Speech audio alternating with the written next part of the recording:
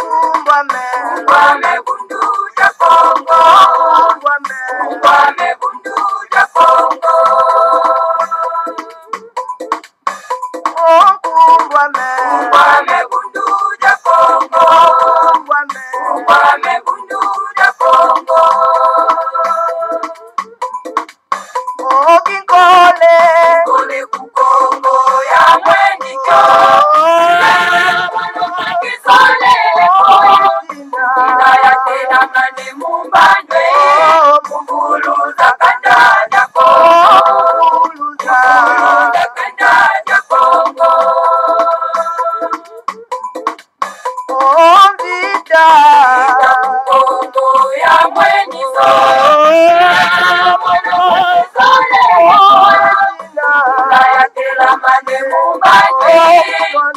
Mwana vita kukongo. Mwana vita kukongo. Kiaje Kongo ya mweniko. Mwana kisole ya tena mane mumbande. Ngoma kanda ya Kongo. Ngoma kanda ya Kongo.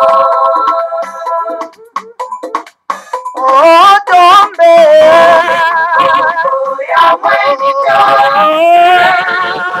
Kisole ya tena mane mumbande. Ngoma tombe kukongo. Ngoma tombe kukongo. Kumbwame bundu ya Kongo. Kumbwame bundu ya Kongo. Kumbwame bundu ya Kongo. Kumbwame bundu ya Kongo. Kumbwame bundu ya Kongo. Kumbwame bundu ya Kongo. Kumbwame bundu ya Kongo. Kumbwame bundu ya Kongo. Kumbwame bundu ya Kongo. Kumbwame bundu ya Kongo.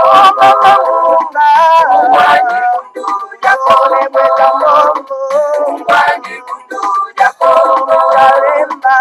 Kumbwame bundu ya Kongo. Kumbwame bundu ya Kongo. Kumbwame bundu ya Kongo.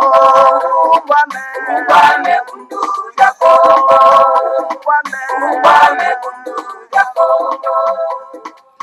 Matondo mingi bama batata bandeko balandi ya Congo bololo Kumbwame bundu ya Congo oyo ezali solo pena en tout cas organisation monene oyo changer solo pena en tout cas l'axe ya mokili en tout cas toye na en tout cas na pokwa na lelo pamba te lelo ezali ya solo pena en tout cas mokolo ya motoba ndenge naloba mokolo mwa zomi na minei ya sanza ya mitano mobu ya koto mibale na tuku mibale na mibale tokomi bongo na ngonga ya zomi na sambo na miniti tukumi na libwa engi koloba ete ngonga mitano na miniti tukumi na libwa ya sima ya nzanga epa wapi en tout cas tozali kotombela bino mokolo molamu topesi bino banso bayengeke no bambote mpe balosako na bino banso ezali wa bino molobeli bomo mesano mbuta bopele bobala elingi koloba malamu koloba.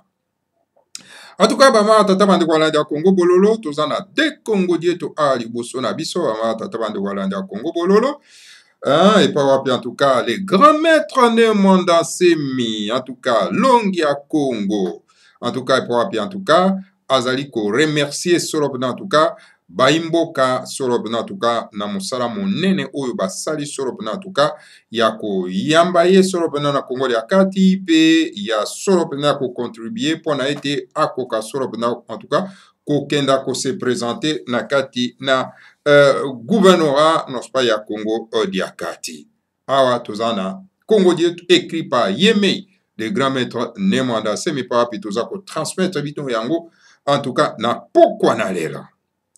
En tout cas, bama tata bande walandi ya Congo bololo. Alors, tokoza pena Congo die to mosusu, oyo écrit par les grands maîtres de Nemwanda Semi et pa wapi azali kolobe alikambo o etali solo en tout cas le fédéralisme.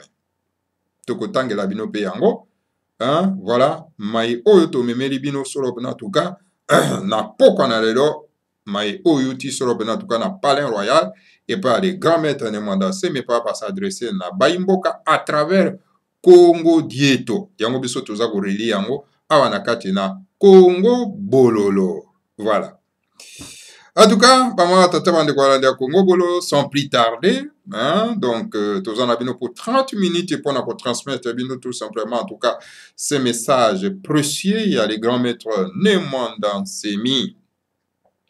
Et voilà, Tokoyi Kotanga Bisoyon surtout, Congo Dieto 4568, parce que na tali na site internet, il y a tout moment c'est, et pour en tout cas, tout soit capable Congo Dieto, mais et apparaître dans nos kunate, peut-être tout moment ça en retard, et peut-être d'un moment à l'autre, en tout cas, bah, Congo Dieto quoi apparaître kuna, et pas, il y a un tout moment c'est, vous allez charger, n'est-ce pas, il y a publication, n'est-ce pas, il y a bah, Congo Dieto. Congo Dieto 4568, et puis les grands maîtres de mandat semi, azali solo en tout cas pour s'adresser à Baimboka. Voilà ce que dit les grands maîtres de mandat semi. Nos sincères remerciements au peuple Congo et aux autres compatriotes. En tout cas, matondo mingi solo en tout cas na babena Congo, pe na ba compatriote musus oyo solo en tout cas ba compagna qui est, hein, en tout cas na mission oyo ya kokoma gouverneur na kati ya Congo de Akati. Yangwana azako pesa bino matondo à travers en tout cas Congo de te pa biso toza ko reli yango na kati na Congo Bololo.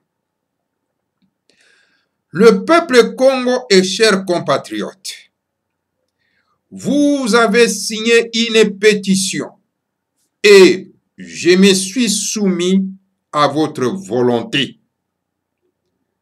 Bana Congo, ba bena Congo, pe bandeko na ngai banso yinyo de timanti. En tout cas, bo signaki solo en tout cas, bo salaki solo en tout cas ba pétition, ba bena Congo, bo salaki solo en tout cas ba pétition. Et puis, ngai moko na se soumettre solo en tout cas na volonté na bino. Bo sali pétition été na koka kokoma gouverneur à Congo de Akati. Ezali volonté na bino ba bena Congo na kati na Congo de Akati. Alors na koka ki jamais koboya volonté na bino et sengele ki na koka ko se soumettre na volonté na bino parce que on dit que hein balobaka na biso boye. La voix du peuple c'est la voix de Dieu. Alors, le grand maître de Mandase Mintu Mwanazambe, azali motinda mi atata nzamba pour mutulendo, et sengela akoka ko accompagner volonté ya baimboka. Baimboka ba signer pétition, balobi ete biso tolingi okonza biso. Yango wana le grand maître de Mandase makoki koloba noté, et sengela ko koloba ingeta, alors yango wana en tout cas a se soumetaki sur la volonté ya baimboka. Vous avez cotisé de l'argent pour me permettre de déposer ma candidature au poste de gouverneur de province du Congo central et j'ai accepté votre volonté.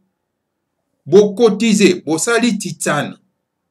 Pona ete na koka solo pena ko kenda ko déposer ko pesa candidature na ngai.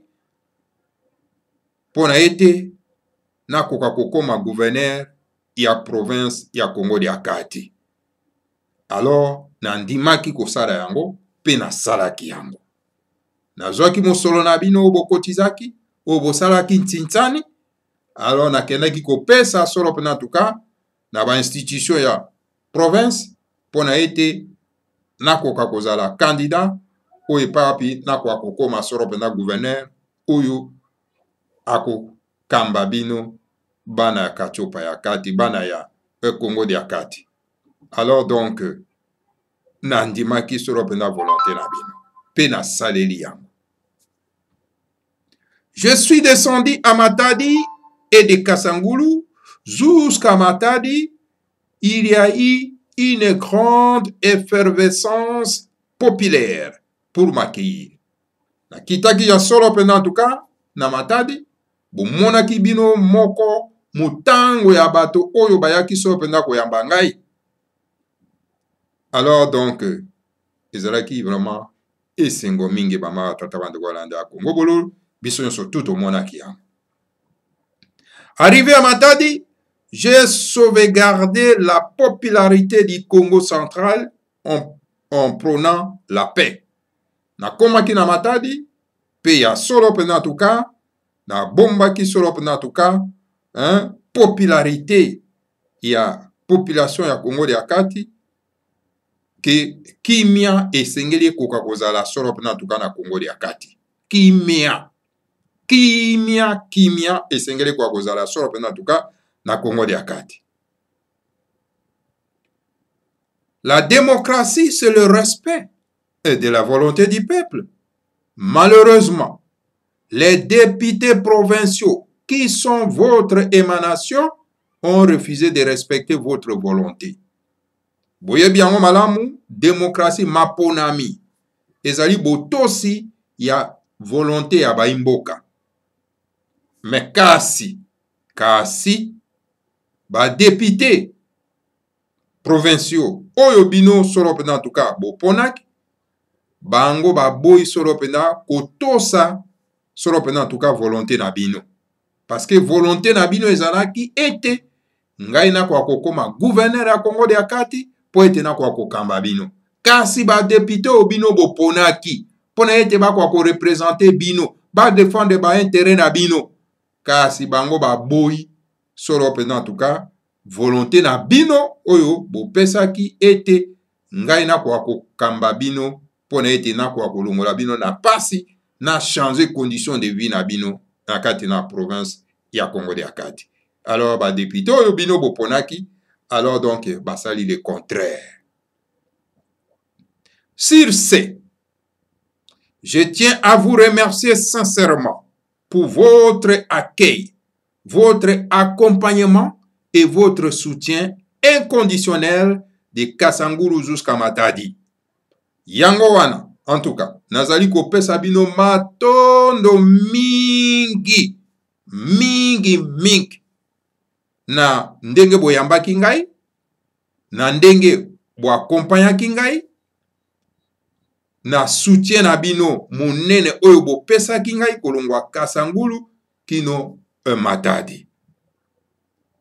Tenons bon jusqu'à l'accomplissement de notre rêve, car le peuple gagne toujours. Ingeta Ibobo.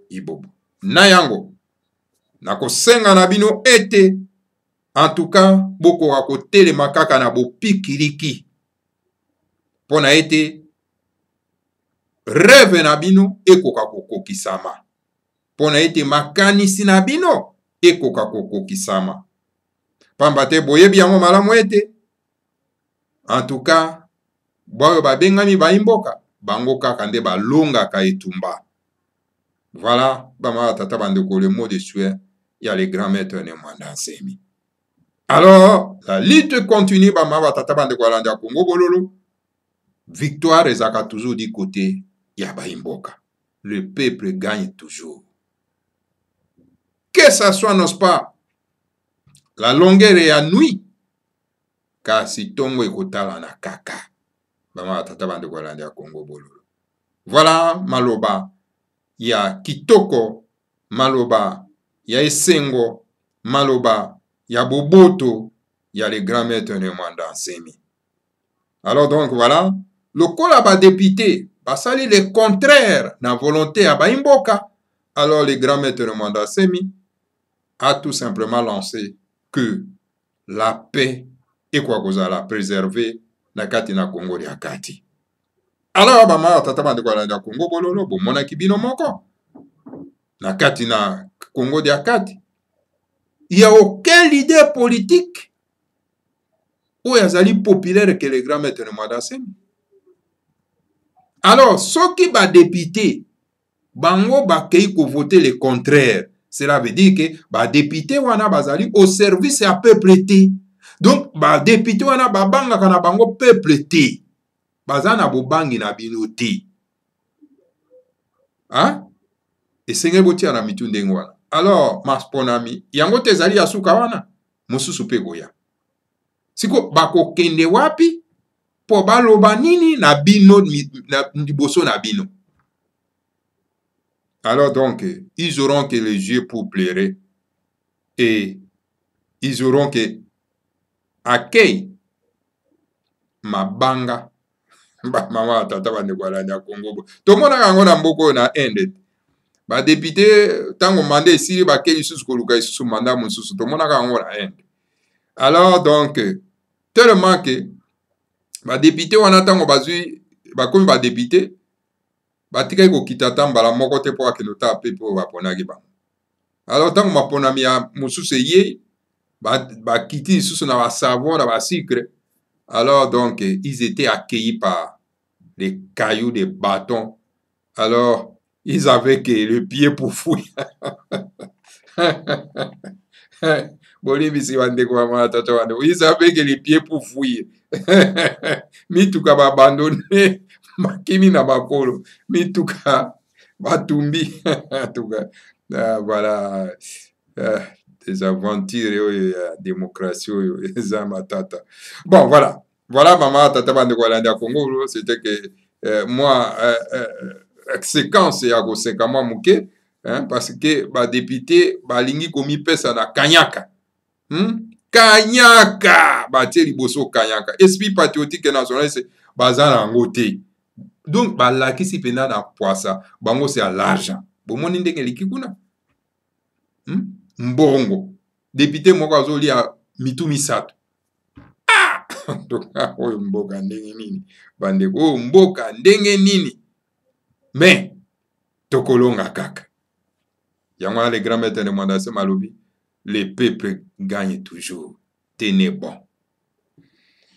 Voilà, on est là donc Congo dieto il y a remerciement, il y a les grands maîtres de Mandase mi on a outiko relié bino yango. Alors donc tokenda na deuxième Congo dieto et puis Yasuka. Toko kota na Congo dieto 4569. Qu'on a les grands maîtres de Mandase malobi nini. Alobi boy, alobi art à la transformation de la terre du Congo central, du Congo de Akati, en cimetière de luxe. Donc, terre ya mabele ya Congo de Akati, baza ko transformer yango na cimetière de luxe. Baza ko construire ba cimetière de luxe pour nous enterrer Oya Bango. Alors, mabele ya Congo central, ou liés à sika ya kolona bilanga, et commande ya kolona kaba cimetière ba ma tata bande Gualanda Congo bolo. Et voilà les grands maîtres de Mandase, mais ameki ko martelé na likambo na kati. Voilà ce que dit le grand maître de Mandase. La République démocratique du Congo, on a abrégé RDC, que nous appelons, nous les véritables combattants, que nous appelons RWC, donc, est aussi vaste que toute l'Union européenne. C'est un grand pays de type fédéral. C'est pourquoi les Bakongo et les Katangais ont toujours prôné que la République démocratique du Congo doit être un pays de type fédéral. D'ailleurs, les Congolais ont confectionné à Loulouabourg une constitution fédérale et à la conférence nationale souveraine, ils avaient aussi opté pour un régime fédéral en République démocratique du Congo. Vous voyez bien très bien que la République démocratique du Congo est un monnaie koleka Union européenne mobimba. Yango wana bande kuna biso abena Congo pe na ba Katangais bango en tout cas ba pronaka ba bana ipe ba pronaka toujours en tout cas que la République démocratique du Congo est singlet comme un État fédéral. Et d'ailleurs, ba Congolais ba salaka likambo wana solo en tout cas na Loulouabourg balobelaka yango, bavandelaka yango, mpe basalaki constitution na lwabu epa wapi balobaki ete mboka esengeli ekoma un état fédéral. Na conférence nationale souveraine, la même chose basalaki pe yango, balobaki ke te mboko eza munene mingi, soki ke etikalaka état unitaire, en tout cas toko avancer te, esengeli pe tokomisa yango état fédéral. Yango nde ekosala ke toko kotambusa mboka malamu. Voilà. Na lulwabu baimboka bavandaki pe bazwaki mokano ete mboka na biso kokoma un état fédéral. Na conférence nationale souveraine bafandaki pe bazwaki mokano wana babaki te oui esengeli mboka na biso kokoma un état fédéral. Mbala mibale mobimba ma tata bande Walanda Congo bolo. La Belgique, notre ancienne puissance coloniale, colonisatrice, je vais dire, la Belgique, notre ancienne puissance colonisatrice, est devenue un pays fédéral, composé essentiellement de la Flandre pour les Flamands et de la Wallonie pour les Wallons. Et personne n'est pas donc amputé la souveraineté de la province Flandre et de la Wallonie. Mais botala bino Belgique oyo ekonzaki biso eza mwa mboka ya moke, mais mboka nota la Belgique ba transforma mboka na bango na état fédéral. Donc flamand na ba wallon ozomona bato na bato baza na souveraineté na bango mena kati na fédéralisme bama tata bande ko alanda Congo bololo toza kokoba bama tata bande. Les Flamands qui meurent sont enterrés en terre flamande et les Wallons qui meurent sont enterrés en terre Wallonie. Jamais aucun pays du monde ne peut transformer toute une province en cimetière de luxe, comme cela se fait actuellement en République démocratique du Congo. Omoni na Belgique, ba Wallon na ba Flamand, soki Wallon akufi bako kundaye kuna na Wallonie, soki pe Flamand akufi bako kundaye kuna na mboka na ye. Jamais aucun pays na kati ya mokili oyo bakoki ko transformer province mobimba ekoma donc province ya ba cimetière, ya ba malita, ya kokundaka bato. Jamais du tout bama tata bande Walanda Congo bolo. Jamais. La République démocratique du Congo est très grande. Ainsi, l'idéal est que les ressortissants de chaque province doivent rester sur place et de mettre leur province en valeur pour l'intérêt national. Le rôle de chaque gouverneur est de gérer sa population sur place et de les mettre au travail. Le gouverneur du Kasaï commet une erreur grave en laissant migrer la population locale dans le régime, dans la région plutôt, de Kinshasa et du Congo central. Donc c'est une erreur grave. Provoquer ainsi donc un encombrement dramatique pour ces deux régions. Alors donc, esengeli na République démocratique du Congo, oyo ezali vraiment monene, hein? Esengeli na yango que ba ressortissant à chaque province bakoka kovanda si place po bakoka kotonga biteni na bango ya mabele, ba mettre biteni na bango ya mabele en valeur.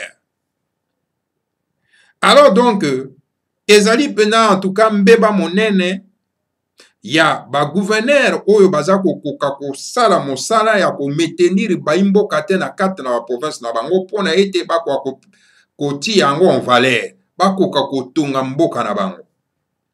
Erreur mosusu grave ezali ete gouverneur ya Kasai aza kotika solo pena en tout cas baimboka na ye bakoka solo pena en tout cas kotika province na bango mpona ete baya kosatase solo pena en tout cas na Congo dia kati pe na Kinshasa. Alors donc eza komema solo pena en tout cas désordre monene mama tata bande walande ya Congo bololo. Donc eza likama esengeli tomeka kotala likambo oyo malamu parce que ba province na biso toza kokima alors ba étranger baza koya kosakapare na yango parce que la nature n'aime pas le vide boyebi yango très bien. Soki vide ezali esengeli élément moko ya koakomble de vide wana tango boza kokima ba province na bino bozo kanisa que non il n'y a rien là-bas. Alors donc bapaya baza koya ko récupérer yango mais bokozala lisusu na nguya kozonga lisusu kuna te parce que bokokuta bapaya bapikle na bamindoki siko bokenda wapi. Voilà likama monene bama tata bandeko. Voilà l'embouteillage qu'on déplore à Kinshasa. Bolimbisi l'embouteillage qu'on déplore à Kinshasa, boyebi embouteillage ezali mingi solo pena en tout cas na Kinshasa et au Congo dia Kati est dit à la migration massive des Baluba dans ces deux régions donc au lieu de rester au Kasai et de le développer, l'exode rural est un fléau dangereux depuis l'indépendance de ces vastes pays. Certaines tribus quittent leur province ancestrale et trouvent que c'est un luxe de venir encombrer la région de Kinshasa et du Congo central, dont la situation sera dramatique dans 3 ans. Certaines tribus trouvent même que c'est un luxe d'être enterré sur la terre de Bakongo. Ainsi, la terre de Bakongo, de Kasangulu, de Luila et pratiquement les terres de Bandundu et de Kinsantu sont maintenant donc occupées par les cimetières de luxe que se tapent ceux qui ne veulent pas donc être enterrés dans leur terre d'origine. Bolimbi si bama tata bandeko en tout cas Congo dio toza na ba écriture moko vraiment ya mike. Ouais. Donc yango neza na moi difficulté pour so vraiment il faut kofungola miso vraiment to ko otanga yango malam. Alors donc embouteillage bozo mona na Kinshasa, donc désordre bozo ko mona na Kinshasa ti jusqu'à na Congo dia Kati, hein, donc ezali di na immigration massive ya bandeko na biso baza kotika solo pena en tout cas ba province na bango et cette exode rural et banda depuis en tout cas époque coloniale bama tata bandeko alande ya Congo bololo. Alors donc ezali vraiment donc un likama moko monene. Alors bato baza komona ngo c'est normal que lelo ba koka solo pena en tout cas enterrer bato na bango solo pena en tout cas na Bandundu ba kena enterrer bato na Congo dia Kati. Alors donc Congo dia Kati eza kokoma saturé na ba cimetière ba ma tata bande kolanda ya Congo bol bazo mona ngo normal au lieu que bato na bango soki ba tiki mokilo ba kena kotika bango na ba province d'origine na bango. Voilà.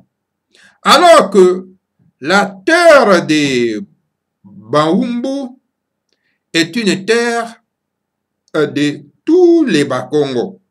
Mais M. Kasavubu est allé se faire enterrer dans son village de Singini. Monsieur Daniel Kanza est allé se faire enterrer dans son village natal à Luozi. Monsieur Mwanda Vital est allé se faire enterrer dans son village à Anseke Mbanza.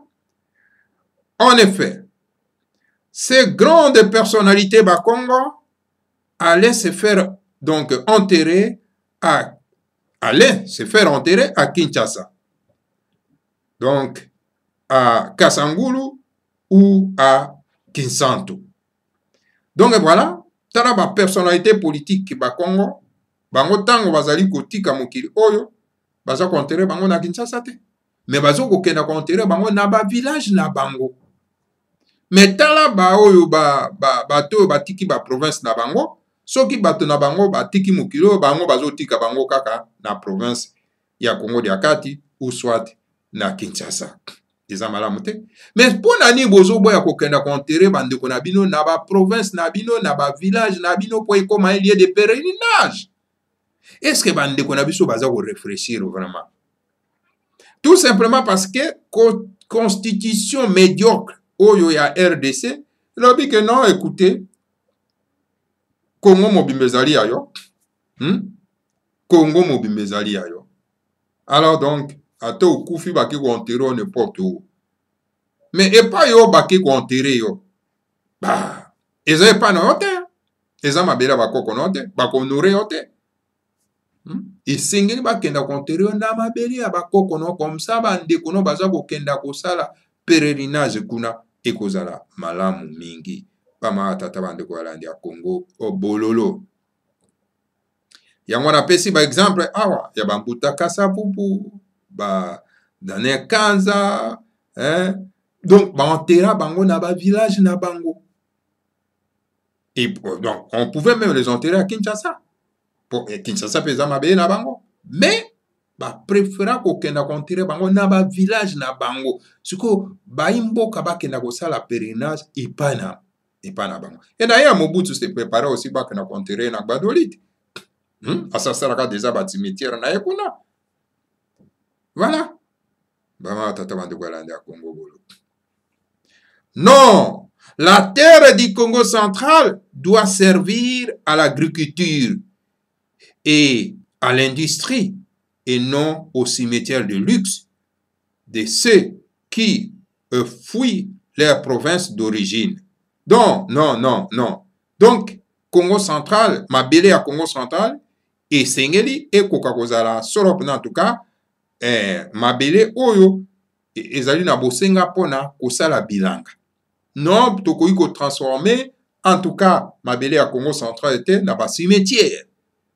Non, pona nini pona ba to oyo bauti na ba province mosusu. Non, ezali malamu te pama tata bande kwala ya Congo bolo. En ma qualité de leader du peuple Congo, je demande à tous les juristes,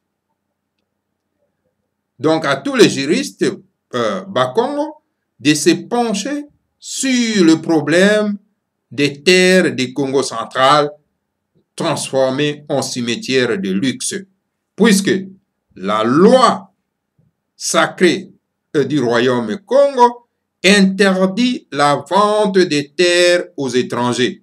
Cela étant, les Bakongo vont récupérer les terres vendues aux étrangers transformées en cimetière de luxe. Ingeta Ibobo. Alors donc, voilà, non, et en tout cas, non. Congo central, et senge kokakozala mabele, pona kotunga, pona bilanga, pona ba industrie, et non pona ba cimetière de luxe.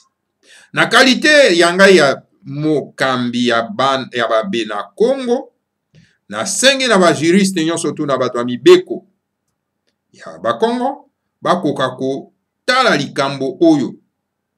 Bakoka ko tala likambo ya mabele ya Congo de Akati. Oyo bazali ko transformer yango soro pena tuka na malita ya luxe. malita ya luxe. Alors na yango pamba te mobeko mosantu ya royaume ya Congo elobi ete mabele batekelaka yango mopaya te kasi badefisaka ye. Alors yango wana en tout cas yango wana donc bakongo bako récupérer mabele na bango oyo batekaki na bapaya oyo epapi bango batransforme yango na bacimetière de luxe. Bakongo bako récupérer mabele na bango. Voilà bama batata bandeko balandi ya Congo bololo. Donc le message oyo ezalaki na kati na Congo dietu oyo toti kopesa bino écrit par les grands maîtres de Mandansemi. Voilà. Donc tala neti ba Mbuta Tshisekedi atiki mokili oyo oleba ke nokunda ye na kabe ya Kamwanga banzi okunda ye na Kinshasa na sel. Mais c'est quoi finalement? Oleba ke nokotika ye na Kasai na kabe ya Kamwanga bato basalaka pèlerinage kuna bango ba yabo. Et pourtant moto paza na bokonzi mwana na ye.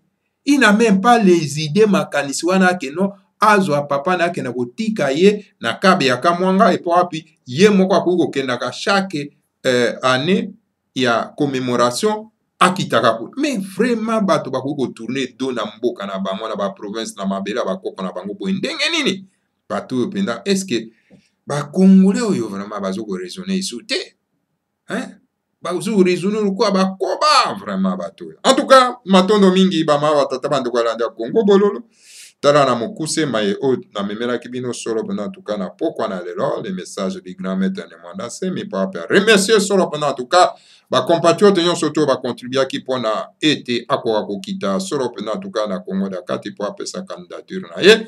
A remercier solo pendant en tout cas ba bena Congo na ke cholere oyo en tout cas bo réserva ki en tout cas apé si promesse aloba qui était en tout cas koika piko parce que le peuple gagne toujours. Matondo mingi na bino banso bolandi biso.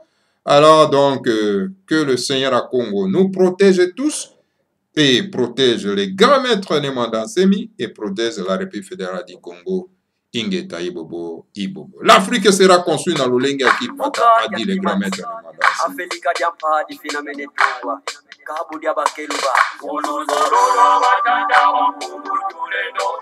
Makanda mava musoma kutuka yotama Osawe nina ninga masina makikulu Kongo ya kutuka Kongo Uruzolora batata makungu tulendo Makanda mava musoma kutuka yotama Osawe nina ninga masina makikulu Kongo ya kutuka Kongo Afrika ya Afrika ya Marina Tumba Afrika ya Marina Tumba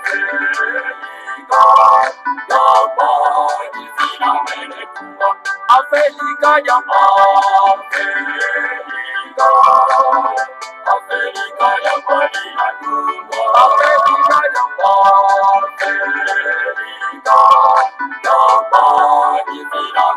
Tumba Kesi ambayo mita petima na kukongo Ipanza kya Kongo ye kibuka kya timanzi Kesi ambayo mita petima na kukongo Kongo ya kutuka Kongo Kesi ambayo mita petima na kukongo Ipanza kya Kongo ye kibuka kya timanzi Kesi ambayo mita petima na kukongo Kongo ya kutuka Kongo Afrika ya Afrika ya Marina Tumba Afrika ya Afrika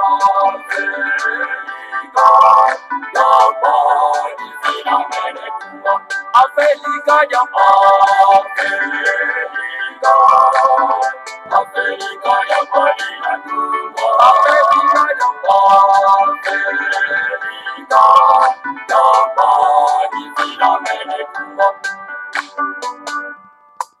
Zakuza kuna tatuza zozira katulwa Uluzololwa batata makungu tulendo siku minazone za kwanza zinatungwa, yevuka na mukivuka kyantimati, takuza kuna tatu zazo zinakatulwa, muluzolola bakata bakungutuleno, siku minazone za kwanza zinatungwa, yevuka na mukivuka kyantimati. Afrika ya Afrika ya Malina Tumba, Afrika ya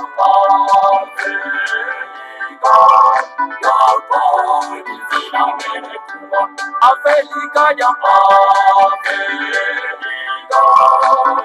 Afrika ya Malina Tumba, Afrika ya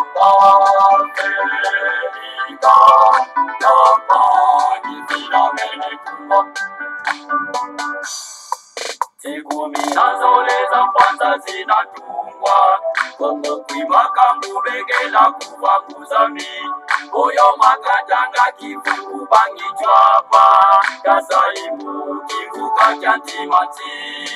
Siku minazole za kwanza zinatungwa, Kongo kwimaka mubegela kuva kuzami, oyo makatanga kivuku bangi chwapa, kasaimu kivuka kyantimati. Afrika ya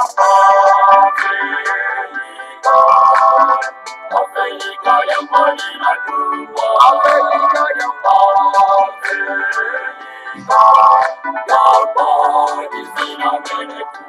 Afrika ya Afrika ya Malina Tumba, Afrika ya